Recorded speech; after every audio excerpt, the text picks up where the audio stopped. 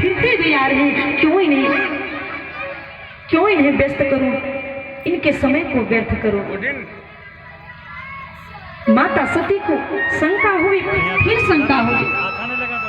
तब भोलेनाथ जी कहते कि तुम्हारे मन यदि संदेह हो तो क्यों जाई परीक्षा ले लो। तुम्हारे मन में इतनी संदेह है, शंका है, तो तुम परीक्षा लेने के लिए क्यों नहीं जाते हो।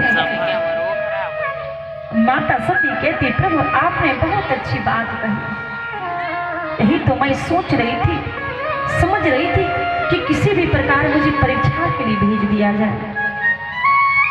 आज माता सती बिना सोचे समझे पति की एक बात पर उछल जाती है। कभी कभी पति अगर कहते कोई वैसा काम तो एक बार नहीं 100 बार समझ लीजिए कि हमारे पति देव जी परीक्षा ले रहे हैं या हम जो काम करें वो सही करने जा रहे हैं। एक बार नहीं 100 बार सोच लीजिए, क्योंकि रहना है ससुराल में, रहना है पति के पास, रहना है वही घर में, रिश्ता जुड़ना है वही घर में, रखना है वही वंश वही खानदान का हमें नियम कानून। मैं करूं तो करूं क्या। माता जानकी एक बार लक्ष्मण रेखा को पार की तो रावण ने ले गया। तो बताइए यहां भी रावण का कोई कमी है क्या? नहीं। माता जानकी लक्ष्मण रेखा को पार की, जो रावण ने ले गया। अगर लक्ष्मण रेखा को नहीं पार की रहती तो रावण को साहस नहीं था कि उस रेखा को ऊपर जा करके और जानकी को ले जाऊं। आज माता सती परीक्षा लेने के लिए जाती है। किस वेश में?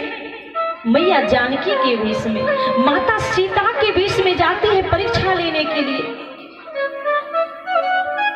लेकिन कहावत है कि जो चोरी करता है न नमूना वही छोड़ देता है। आज मैया जब सती जा रही परीक्षा लेने के लिए माता जानकी के स्वरूप में,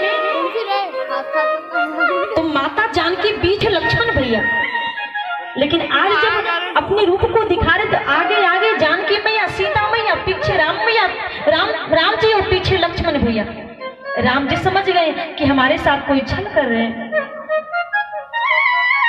जैसी जानकी के स्वरूप में देखे लक्ष्मण भैया तो लक्ष्मण भैया कहते राम भैया, हे भैया देखो मेरी भाभी मिल गई, हम कहाँ जा रहे हैं ढूंढने के लिए। पर वो श्री राम जी कहते लक्ष्मण ये जानकी नहीं है, भाभी नहीं है, सीता मैया नहीं है, ये तो माता सती है, राजा दक्ष प्रजापति की पुत्री है। बोल क्या? बोल हाँ दक्ष प्रजापति की पुत्री है।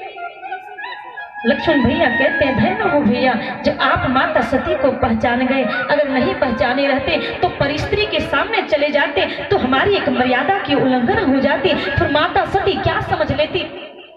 राम भैया आप जय हो, आपकी जय हो जो आपने उन्हें समझ गए और पहचान भी लिए। तब प्रभु श्री राम जी जब सामने जाते हैं माता सती के सामने, तो प्रभु श्री राम जी पूछते हैं माता सती आप कहां जा रही हो, अकेली इस वन में कहां जा रही हो। अरे पतिव्रता नारी बिना पति का कहीं नहीं जाती, ना कथा सुनने के लिए, ना मायके, ना शॉपिंग में, ना कोई कार्य में, और आप कहां जा रही हो। माता सती समझ गई कि साक्षात ए भगवान विष्णु ये बता रहे हैं, ये साक्षात प्रभु हमारे भोलेनाथ जी हमारे पति के आराध्य देवता हैं। हम समझ गए सच में ये विष्णु अवतार है, और नहीं पहचान पाएंगे तो सोचेंगे कि ये मनुष्य के रूप में सिर्फ दिखावा के लिए आए। तो जैसे प्रभु श्री राम जी कहते हैं कहाँ अकेले जा रही हूँ दक्ष प्रजापति की सुपुत्री, वैसे ही माता सती बैठ जाती है और उस रूप को छोड़ करके फिर माता सती के स्वरूप में आ जाती है। जब माता सती के स्वरूप में आ जाती है प्रभु श्री राम जी आगे की ओर बढ़ जाते हैं, और बड़े भाव से कृष्णायन में कहा गया है, माता सती कहती है कि इस भाव से कि हाय रे मैंने क्या किया, पति का कहना टाल कर, जान कर भी हमने राम जी का परीक्षा लेने आ गए, सिया राम कहो, सिया राम कहो, सिया राम कहो।